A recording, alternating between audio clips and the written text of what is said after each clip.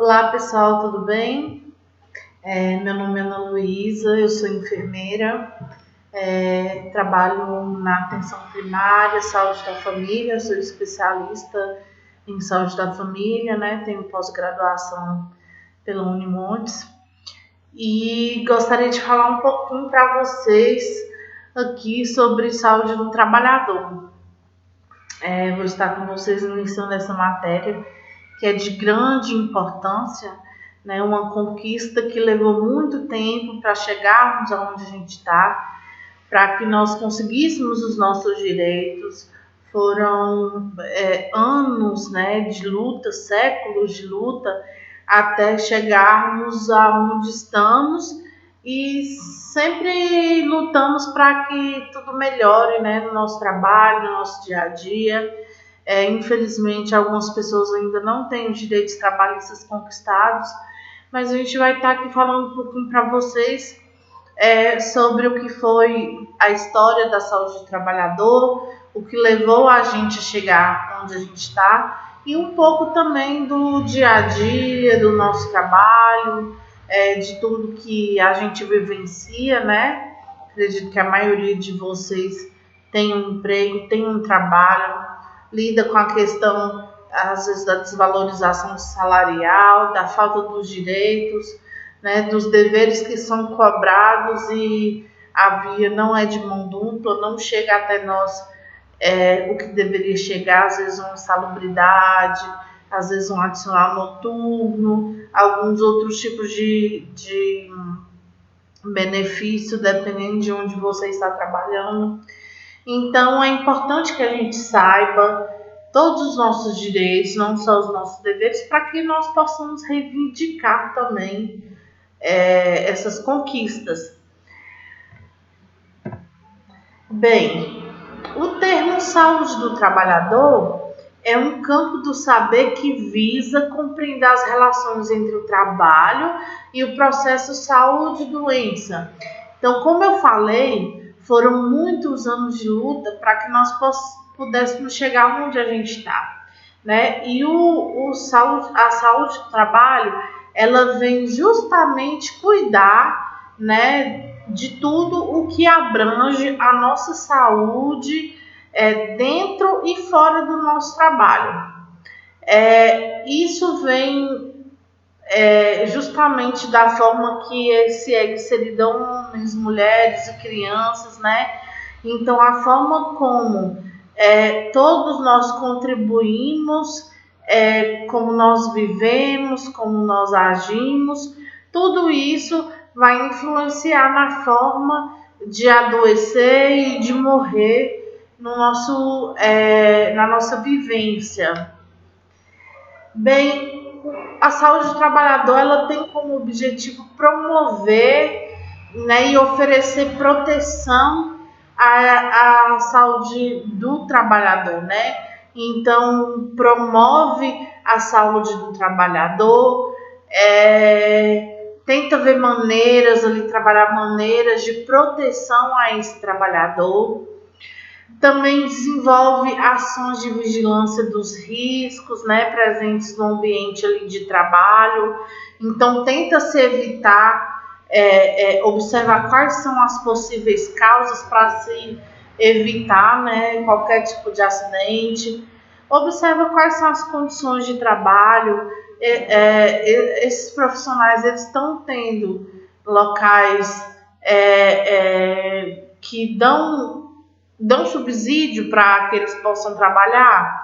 Ele trabalha com segurança. Se o local não é seguro, eu ofereço para ele todas as EPIs necessárias para que ele tenha segurança naquele local. O que aquele trabalho pode causar de agravo à saúde daquele trabalhador, né? Ele mexe com elementos químicos, tóxicos, com fumaça, com toxinas, com o que é que pode levar esse profissional a estar desenvolvendo uma futura doença, né?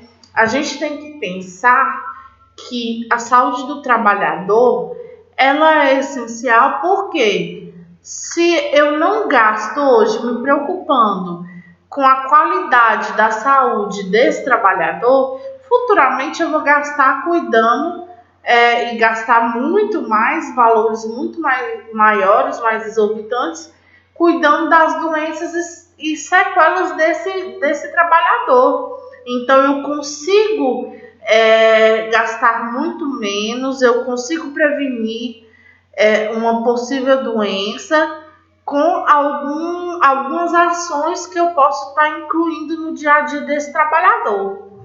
Então, gente, desde o aparecimento ali de todos nós, né, do ser humano na Terra, o homem está exposto a riscos, né? Então, antes ali na pré-história, onde ele trabalhava com a pedra, com a flecha, com materiais que ele mesmo fazia, e com a caça, com a pesca, já ali ele não tinha controle sobre esses riscos, né? Ele não tinha controle sobre acidentes, então acontecia esses acidentes o tempo inteiro.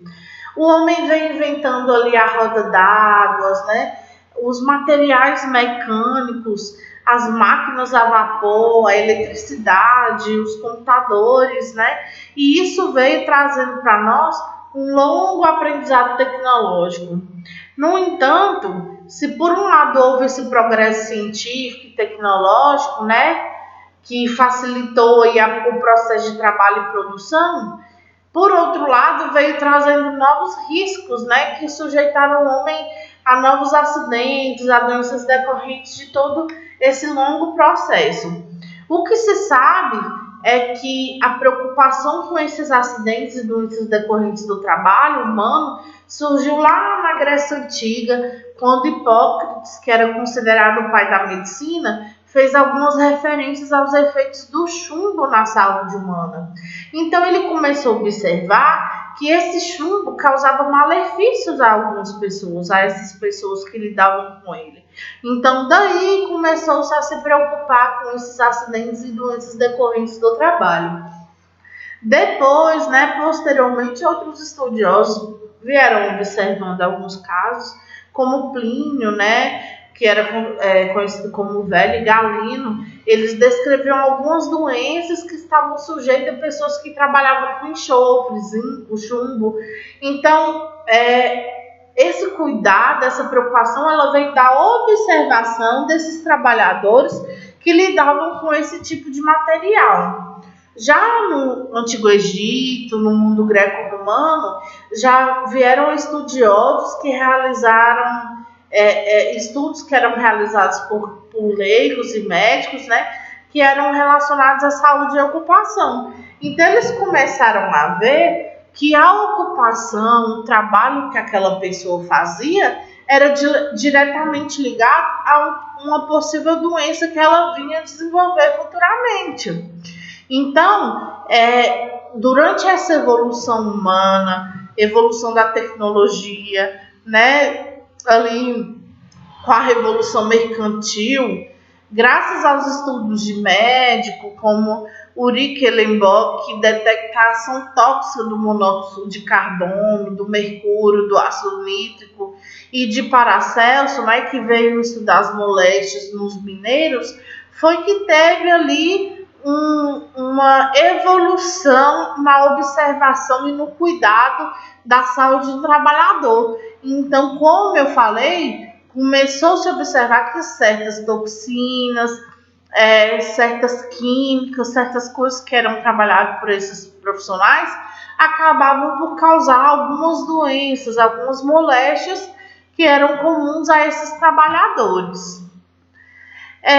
E aí, gente, veio o surgimento, né, de novos inventos mecânicos, né, o que multiplicou consideravelmente a produção de trabalho.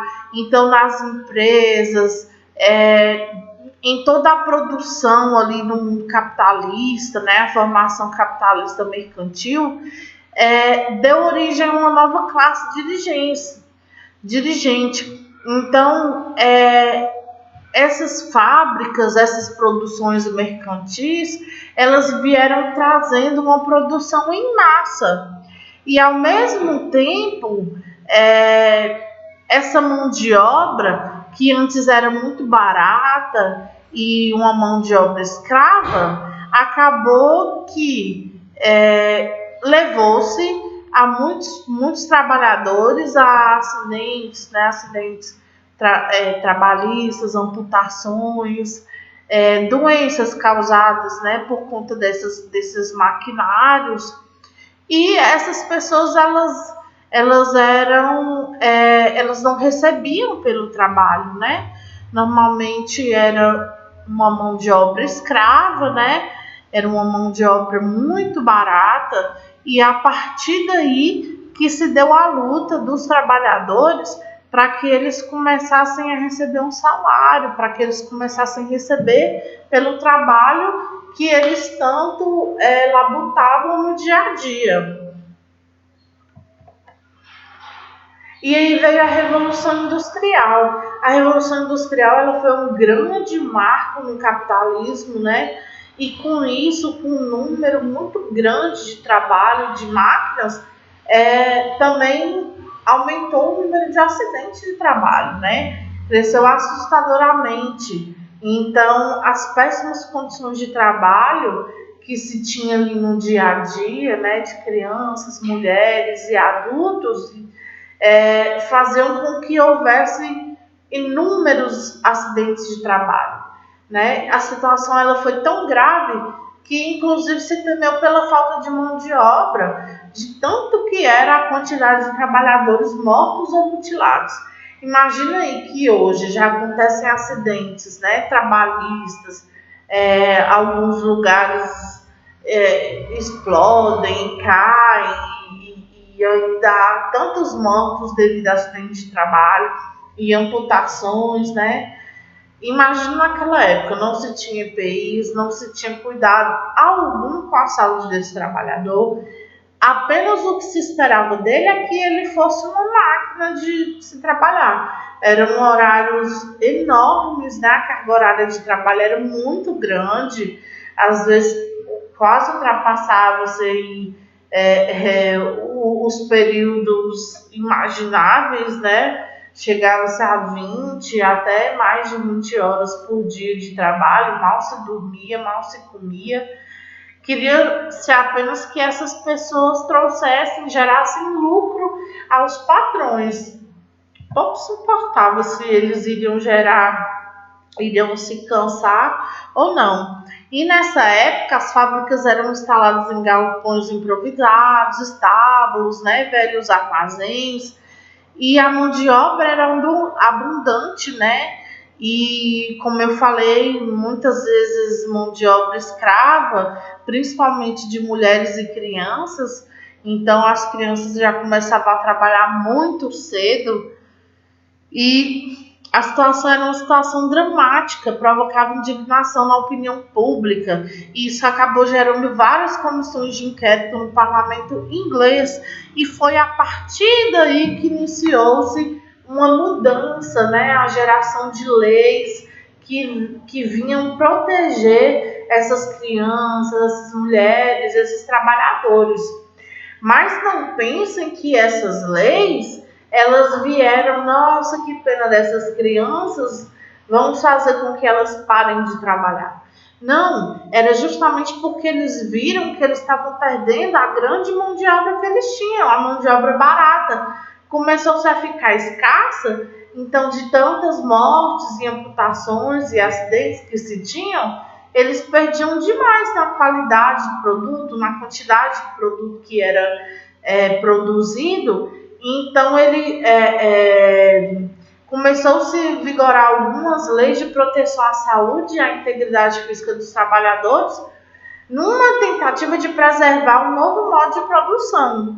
Uma das leis que surgiram foi a Lei da Saúde Moral dos Aprendizes, em 1802, na Inglaterra, que se estabeleceu o limite de 12 horas de trabalho por dia, proibiu o trabalho noturno, e tornava-se obrigatória a ventilação do ambiente, lavagem das paredes das fábricas 2 vezes por ano, né? Uma tentativa aí de diminuir as doenças, né, que acometiam esses trabalhadores. Também teve a lei das fábricas em 1833, Também na Inglaterra, foi considerada a primeira norma realmente eficiente no campo de proteção ao trabalhador, porque nele veio fixando, né, em 9 anos de idade, a idade mínima para o trabalho. Proibiu o trabalho noturno para menores de 18 anos e exigia-se exame médico de todas as crianças trabalhadoras. Então, continuou-se trabalhando as crianças, né, 9 anos, se você for ver, é uma idade pequena, porém veio aí proteger mais, né, essas pessoas, diminuindo aí a quantidade de acidentes com menores de 18 anos, né, e também preservando crianças menores de 9 anos. Então, essas leis dos trabalhadores, elas surgiram inicialmente em 1802 na Inglaterra. Já na França, em 1862, com a regulamentação da segurança e higiene do trabalho, em 65 na Alemanha, 1865 na Alemanha e em 1921 nos Estados Unidos. Já no século XX, né, ali decorrente do desenvolvimento da administração científica, a preocupação com os acidentes de trabalho passou a ser incorporada, né, pelos gestores dos estabelecimentos industriais. Então, eles começaram a utilizar as técnicas de engenharia que eles tinham em mãos para criar sistemas de prevenção e controle de adversidades, né, de acidentes que pudessem vir a ocorrer, e também nos equipamentos de proteção individual, que a gente chama, né, de EPIs aí, sistema de ventilação industrial. A gente sabe que ambientes insalubres, ambientes muito fechados, que normalmente eram a forma que esses ambientes eram, é de grande propagação de doença. Então, se tinha uma febre, naquela época tinham muitas doenças de característica onde eram passadas com muita facilidade. Então, esses locais insalubres, fechados, né, esses ambientes aí, se passava com mais facilidade ainda esse tipo de doença entre os trabalhadores. E aí, pessoal, no Brasil, durante os 3 primeiros séculos ali da nossa história, as atividades industriais, elas ficaram restritas aos engenhos de açúcar, mineração, né? Mais ali a mão de obra pesada. E a primeira fábrica, ela veio ali em 1840, né? Que foi quando surgiu os primeiros estabelecimentos fabris no Brasil. A primeira máquina a vapor surgiu em 85 na Inglaterra, enquanto no Brasil surgiu em 69 na província de São Paulo, numa fábrica de tecidos de Itu, né, que se chamava Fábrica São Luís, e, portanto, 84 anos depois. Então, até então, os serviços, né, o trabalho, ele se resumia à agropecuária, a gado, colheitas, né, engenhos de açúcar, mineração. E depois que se iniciou a fabricação, né, as redes de fábricas, estabelecimentos de fábrica, que foi mesmo quando, 84 anos depois, né, da Inglaterra, que foi quando começou a surgir essa preocupação com o trabalho desses funcionários, né? Então, em 1890, foi criado pelo governo o Conselho de Saúde Pública, que começava ali timidamente, devagar, a legislar sobre as condições de trabalho no Brasil, né? Onde essas já começavam a se preocupar com as condições de trabalho.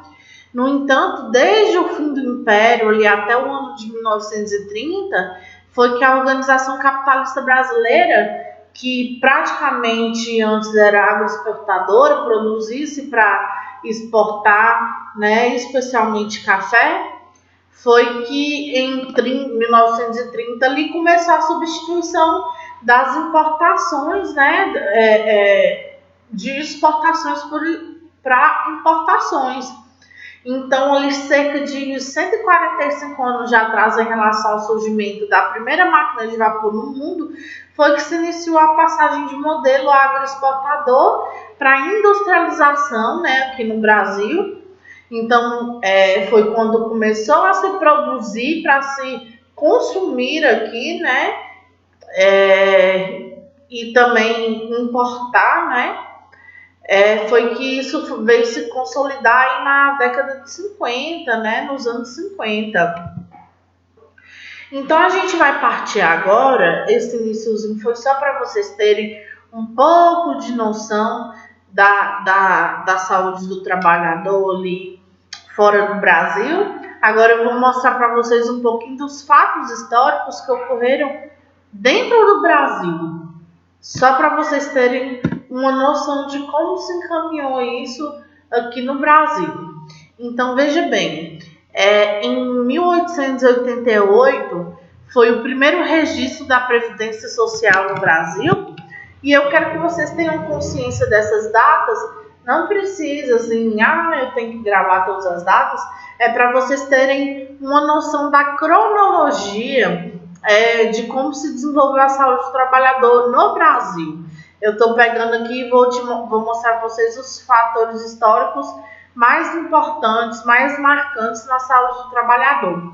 Então, em 1888, né, teve o primeiro registro da Previdência Social no Brasil, com a criação da aposentadoria dos empregados do Correio. Em 1889, teve o Fundo de Pensão do Pessoal das Oficinas da Imprensa Nacional. Em 1891, a Constituição Federal foi a primeira vez que se ouviu falar na expressão aposentadoria. Normalmente era por invalidez para funcionários públicos, né? Em 1919, foi uma data muito marcante porque tornou obrigatório o seguro contra acidentes do trabalho em determinadas atividades, né? Então foi quando começou-se a se ter o pagamento de indenização pelo empregador, era um pagamento único. Em 1923, teve a Lei Eloy Chaves, importantíssimo também, que obrigou cada companhia ferroviária do país a criar uma caixa de aposentadoria e pensões, né, o CAP, que era um departamento ali responsável por recolher a contribuição do patrão e dos funcionários e pagar o benefício aos aposentados e pensionistas, né? Então foi um grande marco aí na Previdência Social brasileira. Em 1934 foi onde a Constituição Federal veio instituir a forma tríplice de custeio, né? O que era a forma tríplice de custeio? Era a contribuição, juntava-se a contribuição dos empregadores, dos trabalhadores e do Estado, e unia-se isso, né, para que esse funcionário pudesse receber futuramente essa contribuição, essa aposentadoria. Então, inicialmente conhecia-se por previdência, sem um adjetivo social. Depois veio o IAP, que eram os institutos de aposentadoria e pensão, né, que eram esses fundos de aposentadoria e pensão para comerciários, armazéns, bancários, estivadores. Lembrando que só quem tinha direito a esses fundos eram os contribuintes, né? As pessoas que não contribuíam não tinham direito, né? Não era qualquer, e também não era qualquer trabalhador. Ainda existia aquelas empresas de mão de obra barata, escrava, né? E sempre lembrando, gente, que, nossa, essa cronologia foi acontecendo bonitinha, foi tão fácil de se conseguir, não, que foi por muita luta, onde as pessoas, por muitas vezes, reivindicavam, e às vezes por muitas mortes também, em cima de muitas mortes, né? Então, isso daqui não foi bonitinho no papel e foi se acontecendo ali com o passar dos anos, não. Aí em 46 foi que veio a expressão previdência social mesmo, com a forma tríplice de custeio, mantendo, né, governo, empregadores e empregados. Em 63, ó, você vê, gente, nós estamos falando de pouco tempo.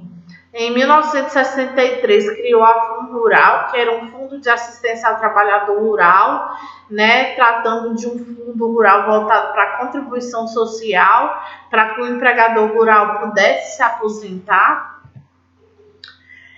Aqui também foi criado em 1966 o INPS, que mais tarde veio a ser substituído pelo INSS, então encarregado você dar concessão e manutenção dos benefícios aos empregadores, né, e os empregados urbanos e rurais e seus dependentes.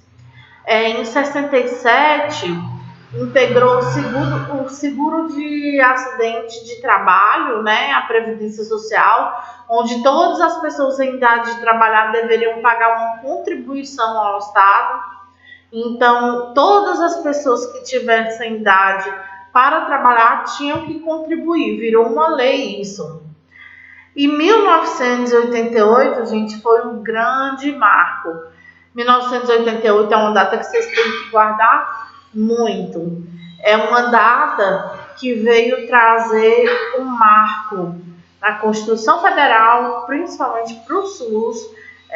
88 foi quando se fundou o SUS, ele concretizou, né? Então, com isso, veio ali trazer também, junto com o SUS, o cuidado à saúde do trabalhador, né? Ali se colocou no papel todos os direitos que os trabalhadores tinham, daí para cá veio evoluindo, mas nesse momento foi quando se fundou ali a Seguridade Social, né? Veio trazendo a saúde, uma tríade, a saúde, a assistência social e previdência social, onde a saúde ele passou a ser um direito de todos e dever do Estado, independente se ele contribuiu ou não.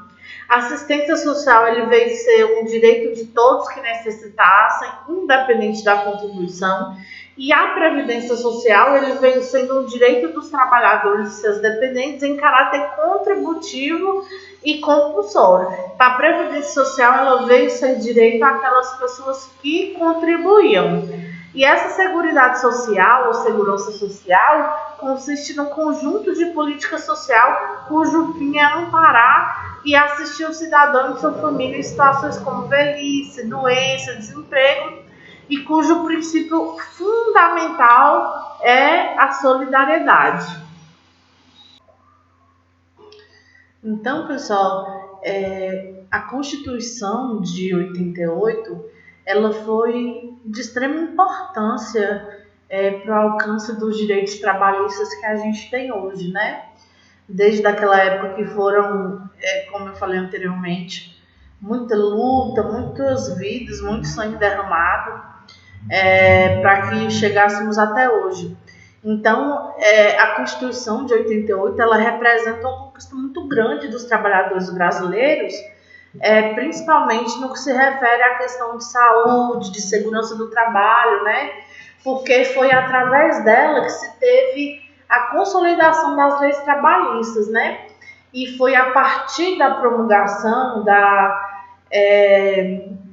quando se instituiu a Constituição Federal de 88, que a saúde ela passou a fazer parte de um direito universal, né, do Sistema Único de Saúde. Então, a saúde ela passou a ser universal, que é um direito de todos, né, a ser integral e de forma com que as pessoas pudessem ter acesso de acordo com suas necessidades, né? Então, a Constituição Federal, né, no artigo 200, que aí são um dos artigos até que mais cai no concurso junto com o 196, normalmente vem trazendo para a gente que o Sistema Único de Saúde, além de outras atribuições, né, ela vem para executar ações de vigilância sanitária e epidemiológica, bem como as de saúde do trabalhador. Então, o artigo 200 é que vem trazendo para a gente aí sobre a saúde do trabalhador. Então, e no 196, né, ele vem falando para a gente, trazendo sobre a erradicação, prevenção e tratamento de doenças, recuperação de pessoas debilitadas, manutenção do estado saudável da população, ao que se refere à alimentação e higiene, natureza gratuita, né? Então, o SUS, ele é grátis, ele é gratuito, né? Você tem que ter direito ao acesso à saúde, e ele é um direito de todos e é dever do Estado que nos ofereça, né, a saúde com qualidade. Então, como eu falei para vocês, o SUS ele vem trazendo acesso universal e igualitário às ações e serviços. Então, eu tenho direito, uma pessoa rica tem direito, o mais pobre tem direito. Então, o que a gente tem que saber é que o SUS ele é para cada pessoa de forma, apesar de igualitária, porque todos nós temos direito, mas de forma diferente no sentido de necessidade. Então, às vezes, uma pessoa que chega em estado mais grave, teve um acidente, né? Duas pessoas ficaram feridas. Um em estado mais grave, outra está melhor, está falando, está consciente, a outra não, foi um politraumatismo, está inconsciente, o Glasgow dele, né, tá alto. Então, assim, normalmente quando a gente vai observar esse que a gente chega nessa situação de acidente e vê esses dois pacientes, o que tem o direito de ser atendido primeiro, na verdade, o direito, os dois têm de ser atendidos, mas o que vai ganhar prioridade nesse atendimento é essa pessoa que está em estado mais grave. A mesma coisa de um lugar que você chega, tem uma criança, um adulto, a criança ela vai receber atendimento primeiro, né? Então, a saúde, ela tem que ter uma regulamentação, a fiscalização tem que acontecer e ela é controlada por lei em todo o âmbito nacional. A saúde também, ela é executada direta ou por terceiros, né? Então, assim, você tem ali os três poderes. Cada poder da União Federal, o estadual e o municipal, eles têm os seus deveres, né? E eles têm as suas ações. Então, cada um desse local, ele vai executar o que é de sua ação. O Sistema Único, né? Ele veio para trazer a saúde de qualidade para todos, e essa saúde, ao que se refere aos três poderes, é justamente descentralizada nesses três poderes, né? Porque a gente precisa tirar o poder da mão da União para poder chegar até o município. Então, ele vem, essa descentralização ela vem acontecendo, né, do município ao estado, todas com direção única em cada esfera de governo. Então, no governo da União ali, federal, a gente tem o Ministério da Saúde, né, e depois tem a Secretaria Estadual de Saúde, a Secretaria Municipal de Saúde, e cada uma rege ali o que é de acordo com sua função. Já em 1990, nós tivemos a criação do Instituto Nacional de Seguro Social, que é o que a gente conhece pelo INSS. Então, o INPS, ele foi convertido em INSS. E esse INSS, o INPS e alguns outros órgãos viraram somente o INSS, que é responsável pelo pagamento da aposentadoria e de mais benefícios dos trabalhadores brasileiros, exceto aos servidores públicos, né? E aí essa criação, com a criação do INSS, veio promulgando que para ter direito ao benefício, o trabalhador tem que pagar, tem que contribuir mensalmente durante um determinado período. né? Variando ali de acordo com o tipo de aposentadoria, né? De acordo se ele é trabalhador rural, urbano, qual tipo de serviço que ele tem. Então, o INSS ele veio trazer aí uma maior regulamentação, uniu-se vários programas e unificou no INSS, onde ele abrange tudo que incorpora os direitos trabalhistas, deveres trabalhistas, é ele que rege isso. Em 1998, teve a emenda constitucional 20, né, que vem trazendo, que substituindo-se a exigência de tempo de serviço pela de tempo de contribuição. Então, antigamente, a pessoa aposentava pelo tempo de serviço, e com essa emenda de 98, vem substituindo pelo tempo que ela contribui. Então, para que essa pessoa recebesse a concessão do benefício, tem que, de fato, né, ocorrer a contribuição em favor do regime próprio. Então, cada um tem que arcar ali mensalmente, né, com o que vai receber no final da vida. Em 2005, teve a criação da Secretaria da Receita Previdenciária, né, que administrava diretamente o Ministério da Previdência Social. Então, veio aí para cuidar de tudo ao que se referia à Previdência Social. Em 2005, gente, teve a emenda constitucional de 47. Ela veio alterando as regras de aposentadoria dos servidores públicos, né? Então, normalmente, né, ele veio trazer, tem um tempo mínimo de contribuição, aí ao que se refere à idade mínima e o tempo mínimo de contribuição. Homens aposentam com 60 anos e o tempo de contribuição de 35 anos, e mulheres 55 anos com tempo de contribuição de 30 anos, e os servidores 25 anos com 15 anos de carreira, né, estando ali pelo menos 5 anos no cargo. Então, para cada ano a mais de contribuição que ultrapassa os 35 anos para homens e 30 para mulheres, diminui 1 ano de idade mínima estabelecida. Então, pode acontecer de algumas pessoas aposentarem antes dessa idade. Isso foi de 2005, a gente sabe que teve a mudança aí agora, né? Mas em 2005 houve essa alteração do servidor público. E em 2007 tem-se então a criação da Receita Federal do Brasil, da Lei 11.457, e a Receita Federal aí que a gente conhece, né, vem então para regular, cuidar mesmo de tudo o que abrange Previdência Social, INSS, leis trabalhistas, né, direitos e deveres desses servidores.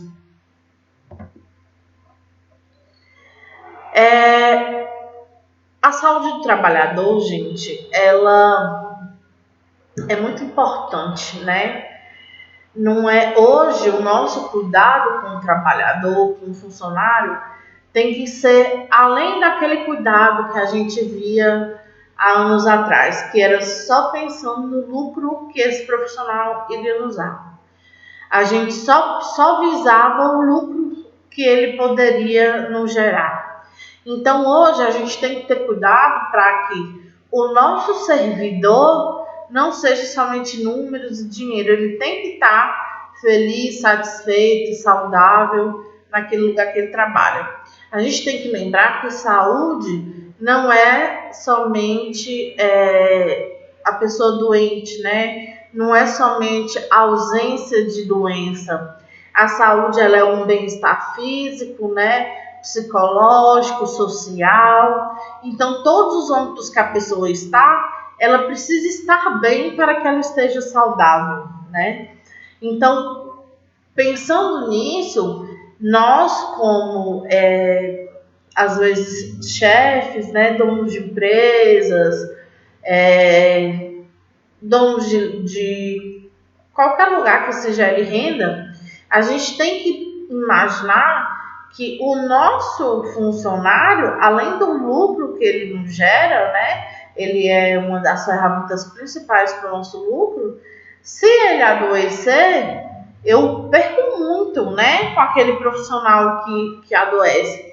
Eu perco dia de trabalho, eu perco, além do lucro que ele vai me dar, a mão de obra que ele oferece, para eu ensinar outra pessoa a fazer aquele trabalho dele, me prejudica, né? Então eu tenho uma porção de prejuízos. E se aquele paciente trabalha sem valorização, sem satisfação, sem se sentir importante para a empresa, ele não vai mais gerar o que ele gerava, então não vai trazer os benefícios que ele sempre trouxe para aquela empresa. Então o ideal é que eu pense no meu trabalhador não como uma máquina, né, de ganhar dinheiro, mas como um ser humano, né, que tem suas limitações, um ser humano que pode adoecer, que pode ficar triste, pode ficar depressivo, pode ficar ansioso, pode ter dormido mal à noite. Ele está precisando de férias, né? O 13º ele vai poder, vai estar melhor com aquele ganho que ele tem no final de ano. Então, tudo isso eu tenho que pensar ao contratar uma pessoa, né? Veja bem, a saúde do trabalhador, ela constitui uma área da saúde pública. Então, nós, né, da saúde pública, que trabalhamos na saúde, a saúde do trabalhador, ela tem que ser uma das nossas prioridades. Tanto que eu, por exemplo, sou enfermeira de SF, todo ano na SF a gente tem que colher todos os dados da população, dos servidores, né, dos trabalhadores, seja ele de zona rural ou zona urbana, seja ele contratado ou não, se ele trabalha por conta própria ou não. Tudo isso eu tenho que saber e jogar no sistema para que a saúde dele, todos os dados dele sejam acompanhados, né? Então, a saúde do trabalhador, ela é uma junção ali, ela tem a relação entre o trabalhador, né, a saúde do trabalhador e o seu trabalho. Então, a saúde do trabalhador, a gente tem que colocar a saúde do ser humano relacionada ao trabalho que ele exerce, né? Sempre também a gente tem que ter o cuidado diário com esses funcionários, né, com essas pessoas. A gente acompanha se eles tiveram algum tipo de acidente de trabalho ou não. Sempre pesquisar se eles estão tendo assistência, né, na hora de qualquer... Nós, por exemplo, da atenção primária, temos que oferecer todo auxílio, todo cuidado para ele em qualquer situação, seja de prevenção, né, promoção à saúde, até os cuidados curativistas ali, reabilitação. Então, tudo isso passa pelas nossas mãos, né? E sempre compreendendo que a saúde do trabalhador, ela necessita do diagnóstico, tratamento, reabilitação, sempre integrada ao SUS. Então, as empresas, né, têm que ter como objetivo esses procedimentos, né? Eles têm que sempre cuidar para que um trabalhador não passe de um trabalhador saudável para um trabalhador doente ou um trabalhador com sequelas que precisa de reabilitação e que vai onerar ali, né, tanto a saúde, vai causar prejuízos financeiros e psicológicos também, né, para a empresa, para a pessoa. Então, a gente tem que ter esse acompanhamento sempre. Quem são esses trabalhadores? Normalmente são os trabalhadores assalariados, domésticos, né, aqueles trabalhadores individuais, né, que fazem trabalho por conta própria, autônomos, trabalhos agrícolas, servidores públicos, cooperativados e empregadores. proprietários de micro e pequenas unidades de produção. Então, tudo isso entra, né, como trabalhador dentro dos cuidados e do objetivo que a gente tem para cuidados com a saúde do trabalhador.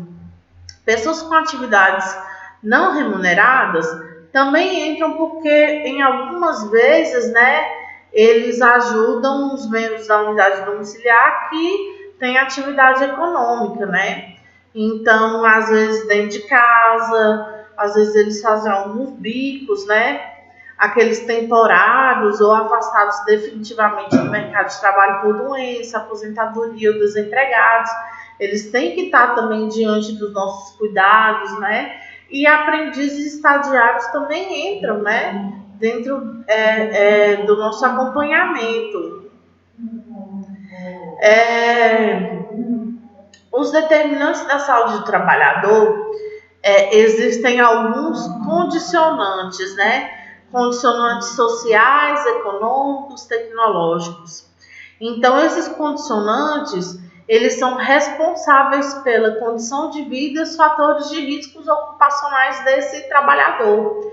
Então, a gente tem que estar, quando eu falo para vocês que na SF a gente sempre, todos os anos, acompanha o trabalho, o serviço, a vida desses trabalhadores, a gente tem que também observar o risco que aqueles trabalhos oferecem a eles, sempre com orientações, né? As empresas têm que fazer esse acompanhamento, normalmente dentro das empresas eles possuem ali acompanhamento médico, de técnicos, enfermeiros e técnicos em saúde do trabalho, que são responsáveis pela prevenção e pelo cuidado também desses profissionais. Então, esses fatores de risco, eles podem ser físicos, químicos, biológicos, mecânicos, né? Aqueles decorrentes da organização laboral, né? Que presente no processo de trabalho. Então, ali no fazer do dia a dia, pode causar algum tipo de prejuízo, uma LE, né? Ou uma lesão por movimento repetitivo, ou qualquer outro tipo de prejuízo. As ações de saúde do trabalhador, elas devem estar integradas com a saúde ambiental. Então, o ambiente, gente, ele é um fator primordial onde o trabalhador está, né? Onde ele exerce sua função. Porque cada local exerce um tipo de risco, né? Gera um tipo de risco nesse processo produtivo. Então, além de afetar o meio ambiente, pode afetar a população. Por exemplo, uma pessoa que trabalha, um mineiro, né? Trabalha numa mina. Às vezes ele vai, procura ali, lida com explosivos, né? E explode ali algum local. E aquilo dali pode acontecer um acidente onde pode cair sobre ele, a mina, né? Pode trazer prejuízos para as pessoas ao redor. Então, o ambiente ele é muito necessário de se observar, né? Para esses profissionais, esses trabalhadores, independente de onde ele exerce sua função. E aí a gente chega nas políticas de governo, né, para a saúde do trabalhador. Essas políticas, elas devem definir as atribuições e competências dos diversos setores envolvidos, incluindo as políticas econômicas, de indústria, comércio, agricultura, ciência e tecnologia, trabalho e previdência social, meio ambiente, educação, justiça, entre outras. Então, você vê que o trabalhador ele é assistido em todos os âmbitos, a vida dele em todos os âmbitos que ele está é assistida, não só no trabalho dele, não só no horário de serviço dele. Essas políticas, né, elas vêm estruturar e organizar, né, a sociedade civil através das formas de atuação sistemática e organizada que resultem na garantia de condições de trabalho dignas, seguras, saudáveis para todos os trabalhadores. Vocês já viram aquelas empresas que o Google, depois vocês procuram aí no próprio Google, né? Como que a empresa do Google funciona? Lá é um ambiente que quem entra não fala que é um ambiente de trabalho.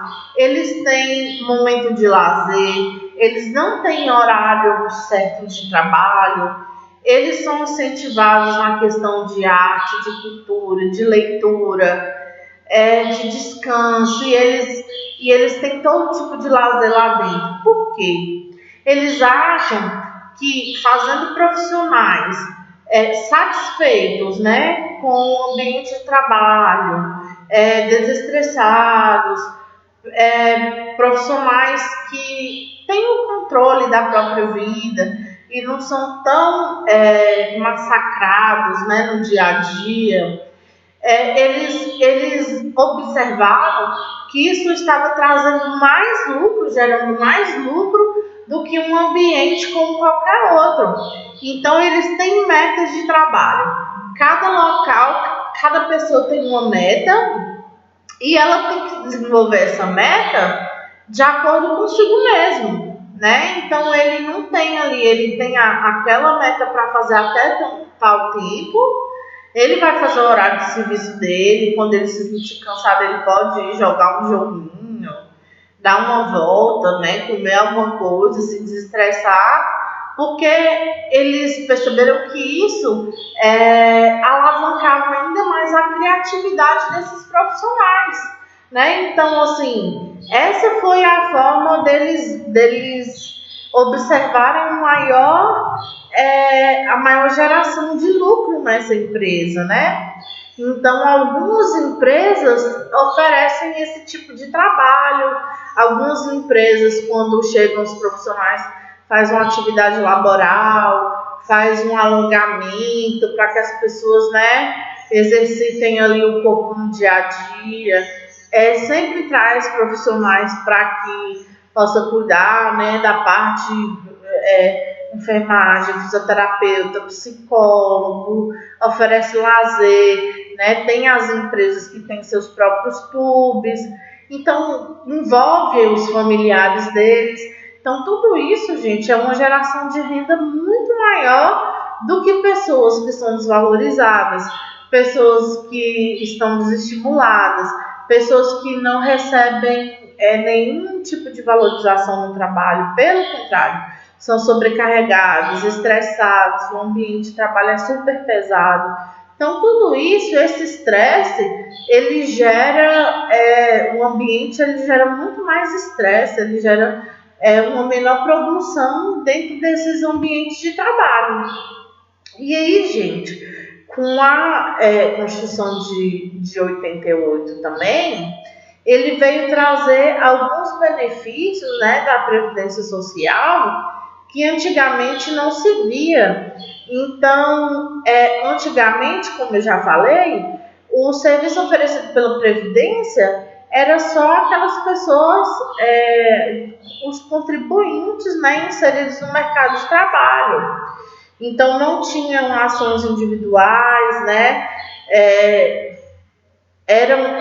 na verdade, assim, as ações individuais, elas não eram conexas a atividades coletivas, né? Não se inseria dentro da atenção à saúde, não se tinha essa integralidade, universalidade da saúde desse trabalhador. Então, ele era assistido somente como funcionário. Se acontecer algum acidente normalmente com ele recebia aquele cuidado. Se ele tivesse um acidente de mutilação, que ele não pudesse retornar, ele recebia ali uma pensão.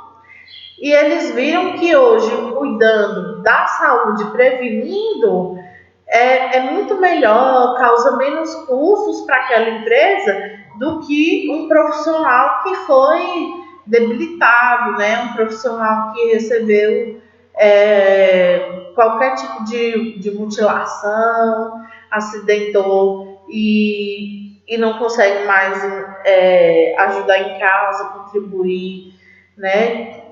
ativamente, né? Porque aí essa pessoa passa a receber essa punição, fica em casa.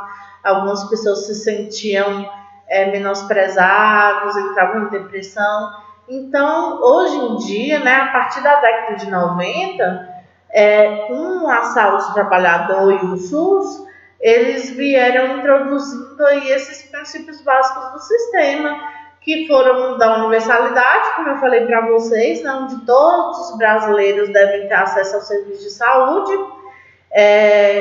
a atenção dos trabalhadores tem que estar a inserção econômica com um vínculo trabalhista, né? Ele tem que considerar isso e tem que considerar ele como um todo, e a equidade, né? Além da integralidade, a equidade. O que é a equidade? A equidade, gente, foi aquilo que eu falei para vocês. É um atendimento diferente para as diferentes pessoas. Mas o que é isso, Ana? Eu não entendi. Foi o exemplo que eu dei lá das duas pessoas doentes, né? As duas pessoas do acidente. A equidade ela é o seguinte: os grupos mais necessitados, eles têm uma prioridade maior nos atendimentos de suas demandas. Então, chega no ESR, um paciente que veio consultar porque está sentindo dor na coluna, e chega um idoso hipertenso com a pressão ali de 22/16. Qual que você vai atender primeiro? A dor na coluna ou uma hipertensão grave, com chances dele ter um AVC, um infarto ou qualquer outro tipo de gravidade, né? Eu vou atender esse paciente mais grave, porque ele tem mais necessidade do que a pessoa que tem a dor de coluna. A pessoa com a dor de coluna, a dor na coluna vai deixar de ser atendido? Não, ele vai ser atendido, porém eu vou pedir, espera só um pouquinho, aguarde um pouco. Ele pode aguardar, entendeu? Isso é equidade. Quem já viu aquele desenho que tem uma criança maior e uma criança menor, e elas estão tentando olhar por cima do muro, aí tem um caixotinho embaixo da criança maior. Aquela criança maior, ela não precisa do caixotinho para olhar, ela já consegue visualizar. Você só aumentou mais o tamanho dela e ela continua enxergando do mesmo jeito, né? A criança menor, se ela colocasse o caixotinho nela, ela iria ficar da mesma altura da maior e os dois conseguiriam enxergar por cima do muro. Isso é equidade, é você dar aos mais necessitados prioridade, tratar diferente os diferentes. Deu para entender? Em 2002, gente, criou-se uma portaria 1679, né, que vem implantando o RENASCE. O que é esse RENASCE? Esse RENASCE, ele veio reforçando as ações de saúde do trabalhador, né, e veio colocando, regulando para a gente que a saúde do trabalhador, ela deveria ser descentralizada, hierarquizada, perdão. Essa descentralização, como eu falei para vocês, trazendo para todos os âmbitos, né, de atendimento ali da saúde do trabalhador. E em todos os níveis de atenção do SUS, incluindo curativo, preventivo, de promoção e reabilitação. A RENASCE, ela é a Rede Nacional da Atenção Integral à Saúde do Trabalhador. É uma rede desenvolvida de forma articulada entre o Ministério da Saúde e as Secretarias de Saúde dos estados, Distrito Federal e município, né, as três que eu falei, né.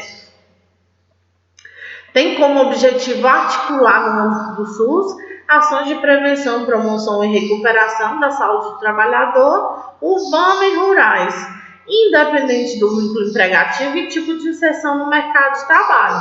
Então, a RENASCE, ela vem cuidando em todos os âmbitos da saúde do trabalhador.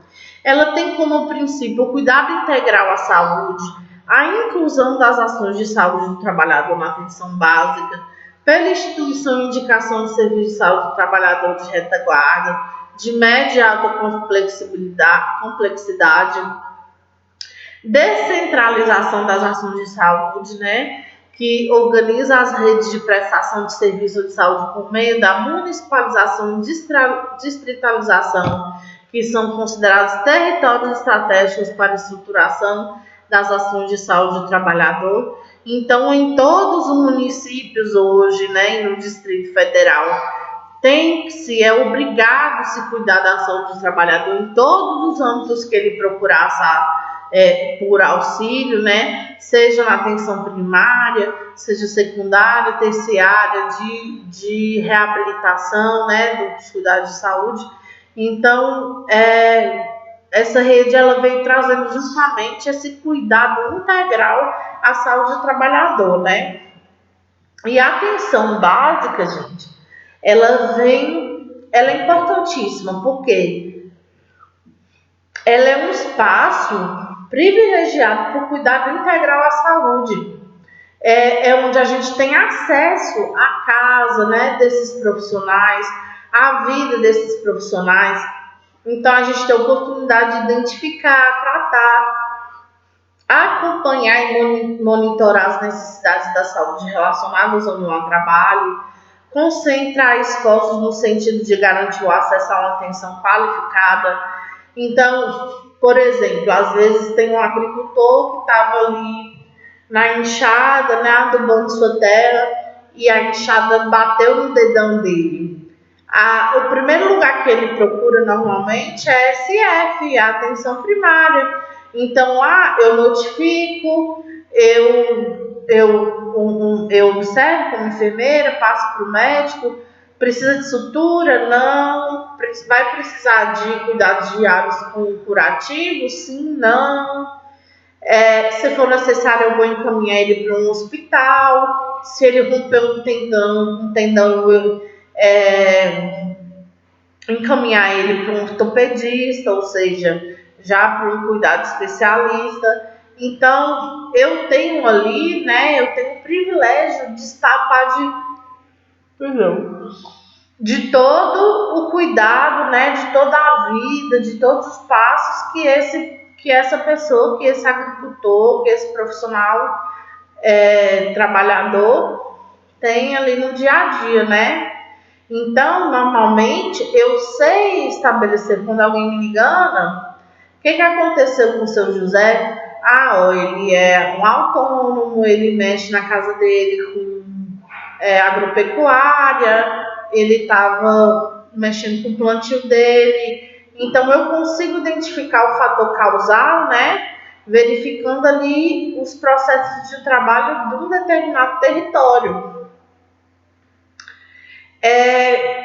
A atenção do trabalhador, gente, esse modelo de atenção à saúde do trabalhador, ela é organizada pela Rede SUS. Então, eu sempre preciso estar atento, né, ao cuidado desse profissional de modo universal, integral, fazendo controle social, né? Eu preciso ter a participação dele no meu ambiente, né, na atenção primária, secundária. Tem que ser um atendimento regionalizado e hierarquizado, né? Então, é o município, é o estado, é a União, ele deve ter esse atendimento em todos os âmbitos, né? Normalmente, a partir da atenção básica, que a gente conhece como porta de entrada da saúde, né? E sempre, sempre, sempre com enfoque na promoção da saúde, né? É a partir da promoção da saúde que eu faço a prevenção da doença.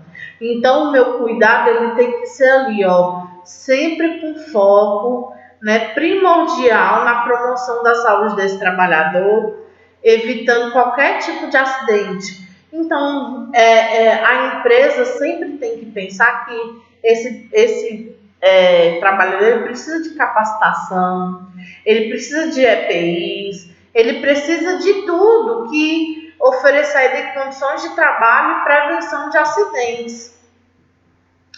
Então, devem ser ações inseparáveis e articuladas assistência sempre, prevenção dos agentes ou situações que apresentem os riscos para a saúde, né? Junto com a promoção da saúde, né? Com um conjunto de intervenções destinadas à melhoria da qualidade de vida das pessoas, bem como a assistência curativa de diagnóstico, tratamento e reabilitação. Então, essa tríade, ela tem que estar presente em todos os ambientes de saúde: prevenção, promoção, assistência curativa e reabilitatório. Então, eu preciso oferecer essa tríade para o meu profissional, né? Para o profissional, para o meu trabalhador, seja ele em qualquer âmbito que ele viva, para que ele tenha qualidade na saúde e evite também, né, reincidência de acidentes, desenvolver outros tipos de doença e trazer um prejuízo muito maior para a saúde, para o município, para o estado, para o governo em geral. Então, quais são as ações de saúde do trabalhador? Normalmente, a gente tem a vigilância em saúde do trabalhador, onde se oferece assistência aos agravos, vigilância dos ambientes e condições de trabalho, né? Tem essa fiscalização pela vigilância sanitária, a vigilância da situação de saúde dos trabalhadores pela vigilância epidemiológica, e a vigilância da situação ambiental ali do local de trabalho pela vigilância ambiental. Então, eu tenho que estar sempre a par, sempre observar, sempre estar dentro, né, de tudo que permeia a produção, coleta, sistematização, análise e divulgação das informações de saúde. Eu tenho que produzir conhecimento através de atividades educativas. Então, as minhas capacitações, o meu oferecimento de educação continuada nesses ambientes de trabalho, ele deve ser intenso. Em todo momento eu tenho que estar reciclando esses profissionais para que eles estejam a par dos avanços tecnológicos que podem ajudar, dos avanços em saúde, sempre evitando os acidentes de trabalho, né, de forma efetiva e sempre incentivando, né, o profissional, o trabalhador, a se sentir valorizado, a se sentir importante para a empresa. Porque quando eu ofereço cuidado, eu tenho uma resposta muito maior do meu empregado, né? Ele me oferece muito mais qualidade de produção em troca.